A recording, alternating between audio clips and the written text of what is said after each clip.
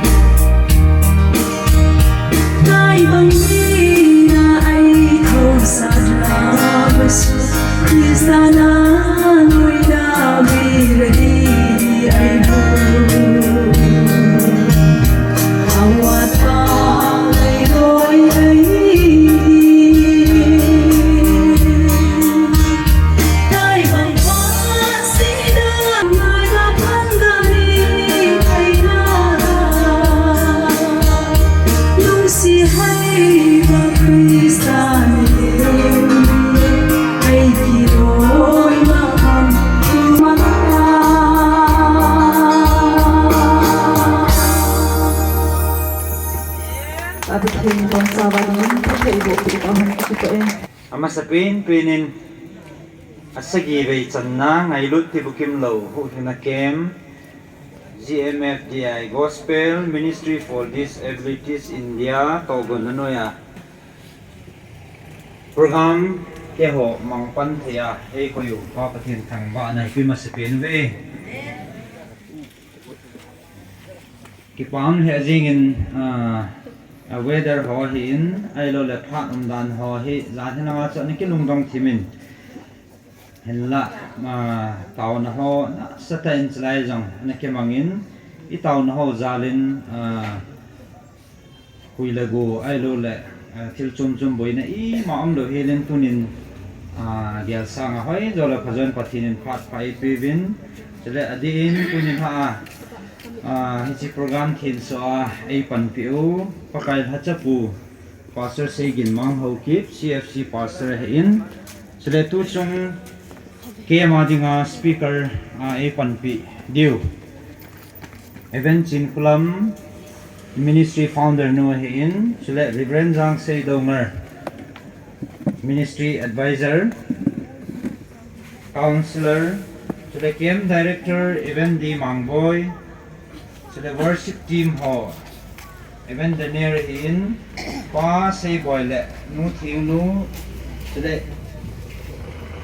evangelist mangboy le nu the team chule hilanga evangelist Sun Kumar ama jang hin ila wang Pathen kipa min ama le team ho chule hilanga jang tul sung ho sapo hin pusung langa ko na ho so langa to ho ko heven amo hin chule amin chung ho jouse yo kem hi kem dang to ke lo lo hen chi sum zet a hen ipiam thele special invitees sum yong kinai guest zong VIP ta guest zong in nei diu ta se program hi kung sum zet ji hen Pathen lung se na jalin china ma ho jouse yong hin chule chalanga medical in charge langa ho hin chule nurse zong ni le thum ki se to in amo hen tu sunga kem sunga he boi ta salama boi na ha sat na neyam le boi lo hela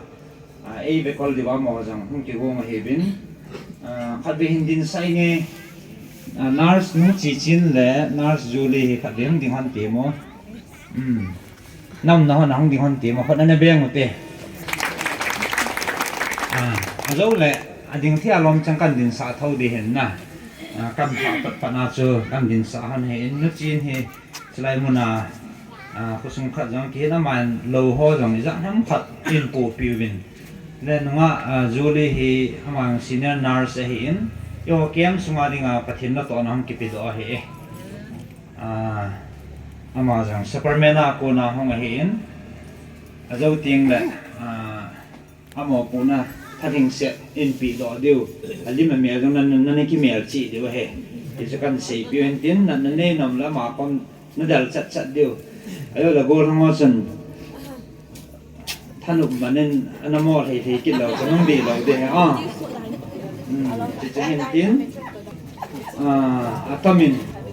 min pha ding he adin sound ho hin light ho hin sile adia media complete ama ha zui jing hin chunu media ululun he ding thei ding ham khot khat ben dok tiu diu ham yes ama he kema sata poi mo jo si in pu do pi jiu hin ama chunga jang pa thui seven amin chung ho jo si na bon savin adin he chi kema zau dinga agam la hanang anai hanang asata tang vai lung dam nom bin campers ding ho kan pa chama ma bin omuna ha jang Pannathei chana kana pan no hin pusung jut club ho te ki thu o sau ko te ki thu he ta he program lol hen na dinga asno ho jang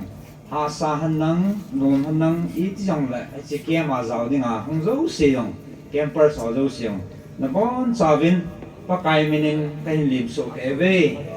amen tu hin bet si anama hop do jing the hin na he jong le e ho azo kan sei bangin chi chum zep hi ji u chen ikimel chi the na deu le koi chi koi ham ti ine ke het na deu wa he bet jong ni ke hom lon to a he kan hop deu hin tin lung set ten cham cha speaker ten in ki thu pi han tin ji bet hop do na kan nei deu an kan ko ho chu no han na ki mel chi deu hang koi chun epi pan mun atu ham ji so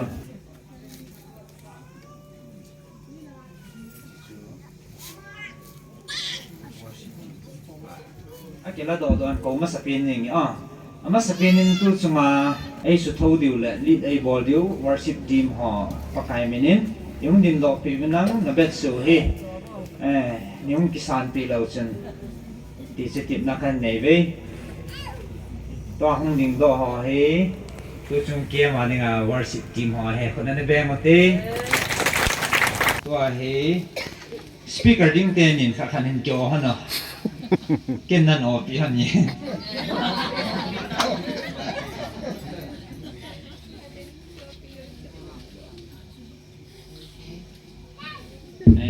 นี่ก็มีอะไรสิเดียวเฮ้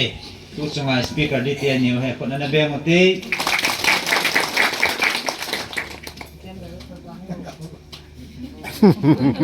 เอ้ยว่าสาวเว้แคมป์ดีเรคเตอร์ปูเอเวนเจลิสต์ดีมังบอยมาให้แคมป์ดีเรคเตอร์จะกว่าเห็นมาให้คุยด้านไหนสิเดียวเฮ้คนนั้นเบงหมดที่ตัวเห็นอาเซอร์สดินน้องอาโกลังอาซีเอาซีชัวมีนาคันเกาโลดีเห็นคุซุงลังอาจุดกรดลังอาหงหอมามังเล่ทีมหอเห็นสุดเลยอามุนาหอทางบอยหอน้องอาหอเอาซีสมุนดินก็เอาบอยลังอา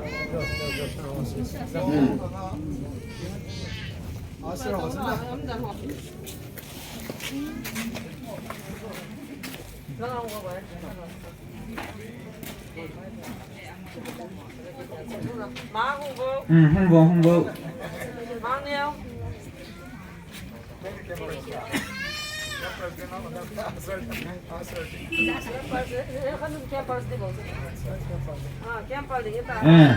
ลาลัมเล่ตั้งโน่นน้ำแคมเปอร์สดินเอง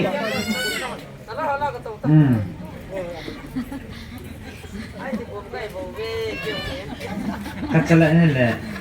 อามุนายิงต้องหนึ่งตัวดี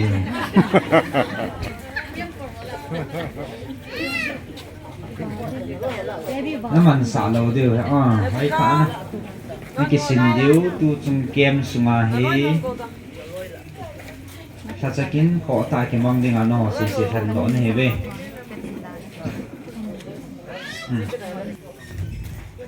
ไอ้กี่หอจูมีนี่กี่ถูเทเห็นน่ะพุทธิโลแหละอีกองอีกสุเหะขาเลยหม้อดำเราเห็นขาน้ำลายน่ะอาเซอร์สิจังเราออกมาเลยแกพลัมเรากันน้ำกิโลเทียวเฮ้ห้องกี่กิมโตตัวนี้รีเซพชันตัวจะไปหันไอ้จูจิงตรงนั้นที่ห้องเบบีที่นั่นไรเห็นน่ะที่จะไม่เกี่ยวว่าเลยรีเซพชันเขาเห็นที่จูเอามานั่นเห็นฉะนั้นตัวป่วยหมอเป็นขัดmedical in charge nurse นู่นละงั้นงู nurse Julie ถ้าเด็กกันเราละพันแล้วอ่ะโบลงอนอาโจเลยเป็นตัวไม้นั่นสติงงูอามากว่ามาให้นั่นรู้อันนั้นน่าจังเลยเราโบถุงเนี่ยนั่งถุงเราด้วยโบลงจริงอามอทีมหลังให้คุณหากินได้เลยเด้อDr. Julie เลยอนุหลังอันนี้อามอหลังให้อามออาป่วยหมอดุมเจยังไม่บิลซีดีกว่าเห็นอาเซียสมาหลังเลยด็อกเตอร์หลังไม่ติดจูอีกเหตุสาวเห็นทีอาป่วยดุมจุยหลังอาซีเนียร์นัร์สนู่นยังเห็นยังไม่บิลพาจีดีดูเฮ้จะทุบปีเป็นจูโน้มตาลุงลุตาปะทินทัวลุงบุยน้ำเลยเฮลัยที่มันจ่าเทนเดียวว่าจูจอชนะบ้านาคิตุกตาหงกิวงเหตุจูกันเหตุสาเหตุที่จะบ้านจะมีอาจจะน่าก็เสียนนจูคอมมิตี้ลังเฮหันลังไอ้เราเลยอาเซอร์สอหันลังไอ้เราเลยผู้ส่งลังอากูน่ะฮิจงเลยคุยฮิจงเลยเฮจิเกมเฮอาจูมาเกี่ยวแล้วไอ้มองไอ้มากินไอ้เกี่ยวแล้วอาพาไอ้เหตุจูกินกันสีแล้วนะเก็บพลังเลยเฮล่ะไอ้มาโตเทเลยไอ้มาบอลเทจีเฮปานิลาวาประเทศนั้นตัวไหนเนี่ยวะไอ้ที่ถูกความเดียวกองไม้ตาปันละความเดียวที่จะใจน่ากันติ่มเห็นติ่มเกี่ยผ่านที่จันทร์เห็นติ่มตัวนี้ทางความว่าสู้สินับวันสาวเป็นฮิตมินิสทรีท่านแห่งนี้ปากไก่เมนินนับวันสาวเป็นเป็นลิมน่าเลยติดนักกันในนะให้จันทร์ตันเตะไปเก็บไปถึงกว่าป่วยหมอเจ้าเสียนสีนหอบที่ไหนในอันหอมโดดถ่ายตัวaban na chiu hitin solo bol hang gigin e hung hintin ama ki chei chei le bible sim ding nonga ani niang tei sing hung hitin tun solo bol hang gigin e kain ko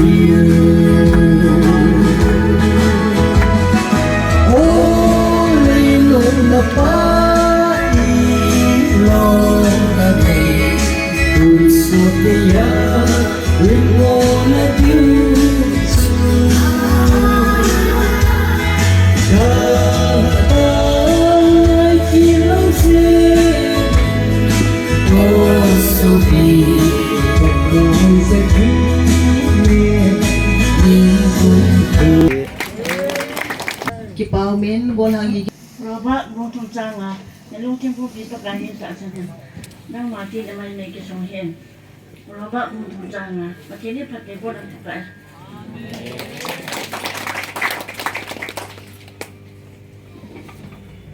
Pathenin elha pai beu Pathen thangban melang Amen. elha pa elha pa ti loi elha pa ka dio ka se ki te elha pa la hon elha pa ti am na lai na pao thim lo lai mai thiu hin tu ni dam sel chan Pathen e tau nau sangin Lhunkim zana apatsa uno jouse the bon sao sunga pakai ne ki pa thu kan sin tu sunga segi ve nai tan ke adinga amasapen a hi dio tu sunga akhat ve sana mo jouse ke dong mel tha tam pi ka mu zin ka hello tamin Pathen tu ai lu masang ovin mel tha ka hi tu sunga patna ko ngai dio jouse ading the mai lung se te lung ding lau chun phan tik pasal lang nu mai lang la atha ke ba dinga akhat ve chana ko ngai ti lung se te lung ding vo ka het do me na chom khat lung ding na lai men lang ole ada hol bon san khot na beng te khot beng te te ki pa me to ta mo bon sa ben tua si chu ke nom kamu kha lo sting le ka het nai lo en da wa ban ka het nai ti si e mu lo holom ko he roi tan na ai ning sai hon sun ka bela tham ki rin ka het si mai tai ti si Pathen do mo le si camper o ka het tai si pa ba ko ole mi lom san ko do me hello ông đàn này nè cái hết lại bôi tôi lại cái hết pan pan này speaker pan xì còn đông kia vào lẽ khát mi thông linh ngài cũng xì cái cổ sòng mi sòng vào ông này nè cái pa mấy cái mà sẽ lại hin sẽ ghi về na ai tan apula padain tu sengin phạt kan là singin tam giọt xuân này hết rồi tan mel ka mel mo lo ho long chu ko hi na zati ai chu khomunai lo mo lo Pathen do mo mi ya ta bang e amu thei nai lo mam na ole ki pa me ho ka mu thei nai ti se khot ga dom ki ro te ka mu thei nai bible dom ka sim thei nai ole ki pa me koi lau te ai chu group chom me je ba chu khumulo ho sing le amu the zong sing le lam zo the lo keng ni alam ka zo the poi ti se khot ga dom kit nu te lam zo the be se lo chu group ke na ding wa ka te na lam pa te ke cha zo the lo zong nu nga la nga zo me go lang na nga yong ke pa me koi thau te hi na chu ke lo vai le ai chu mi tha lo im je wa Pathen tu se long ha de in ai tunisa na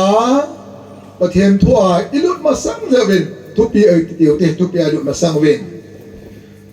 tu lai dai ve dai le wan le seri aboi ma jing ta ga mi ki go ye chun gol nó mai lo le copy à bu tui này mẹ tui bôi thì đi ngà phong hiệp phổ biến na tu chúng ta họ jouse hi hui là này lo hòn number one này ini kikian masat ding covid thì chân lo le phá thì chân khối ban na ba hui là này lo ba pin tha lo ba Tibukimlou ba God mo rai sa hui na hola kung kahi Lhunkim ngai tu agaw dam na ding ngai tu puma kung katang ba pakai sumin katang he pataw ko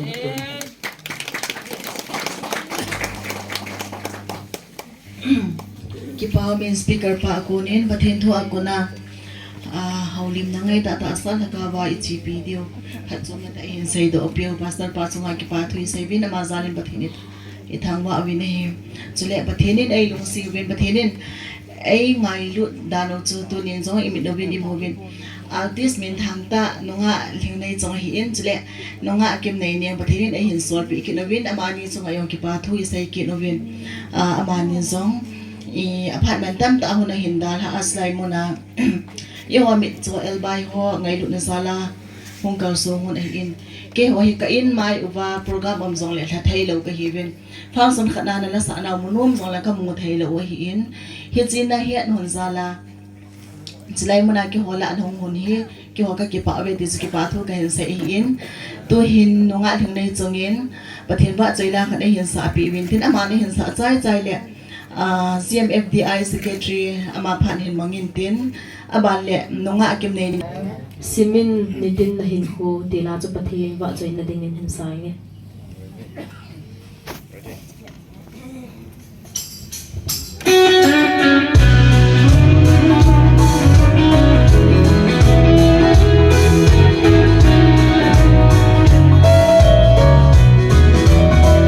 Hãy subscribe cho kênh Ghiền Mì Gõ để không bỏ lỡ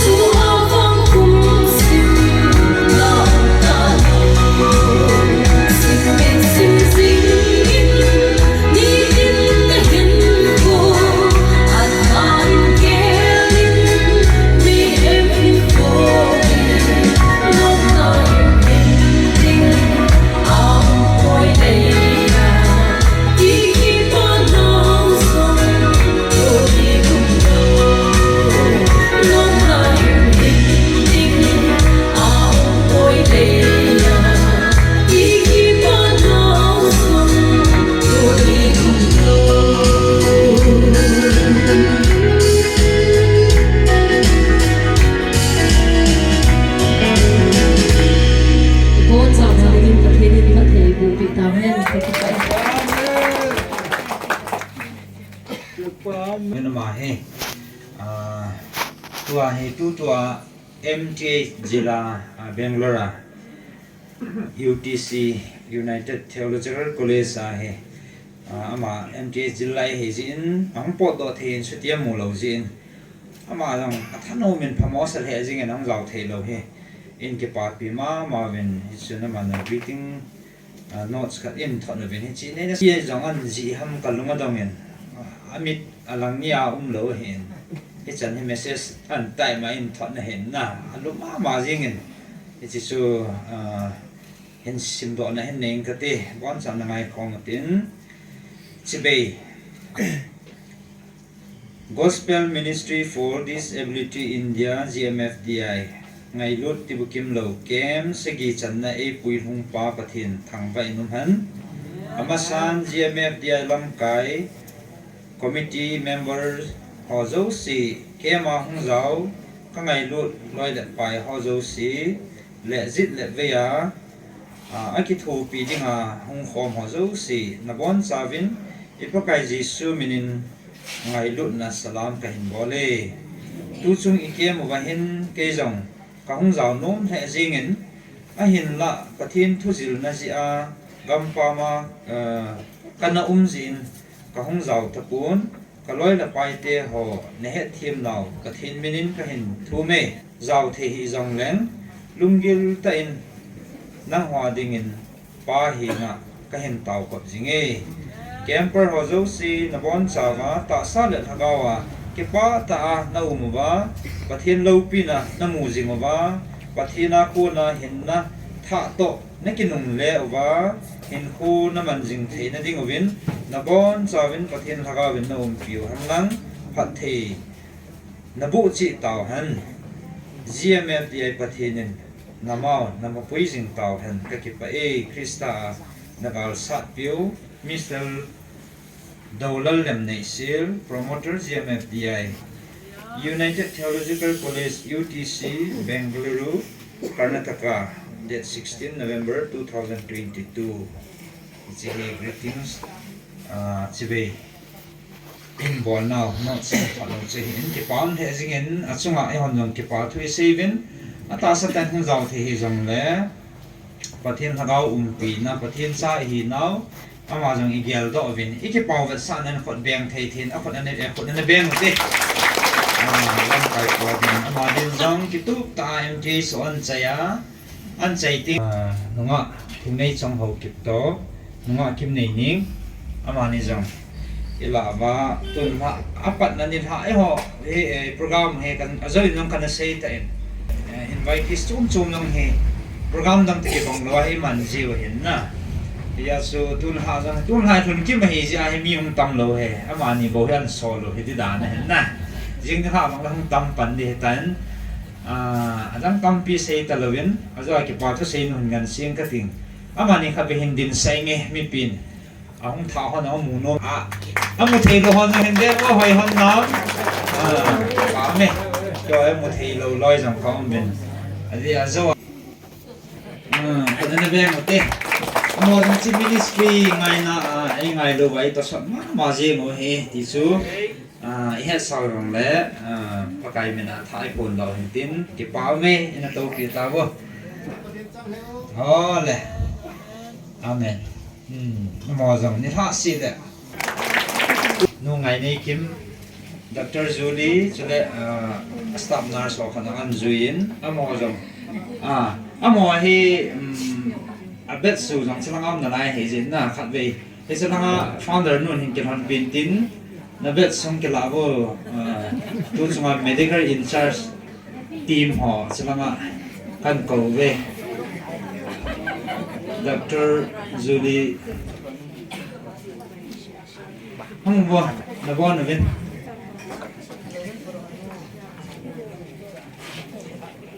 ki paum ta kha chu ama hen free adam lo avoid ha sam no le ba deu hen doctor no he ama ki thua he vin lo zong free ap deu he kuna na beng ate Thầy bù thằng nắng.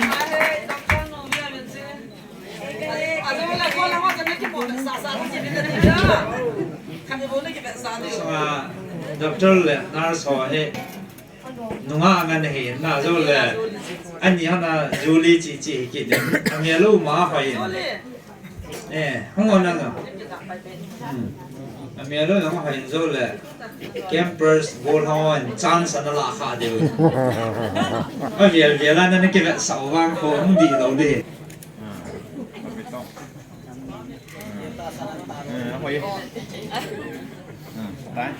Pathen thang na kain pe masabe ni Pathen wa chai la le se na hing na lai hi se ben gen thei na ki tu me thei hin hin la chung van in mun no me lon ding leo dum so na no bisa de hi ti la Pathen wa chai na ding sa me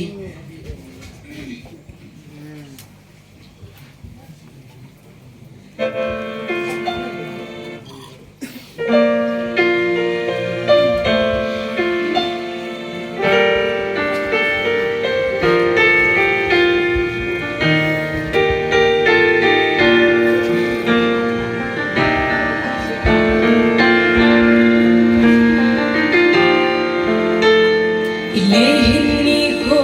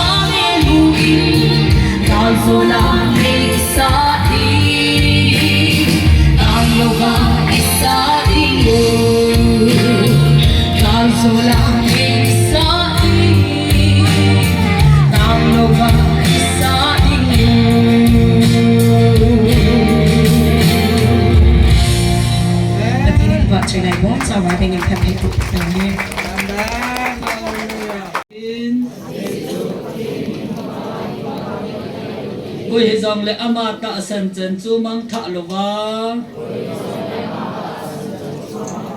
tôn son hin kim lo anh này thì là đi nghe achapa chang khát chu apitan ahi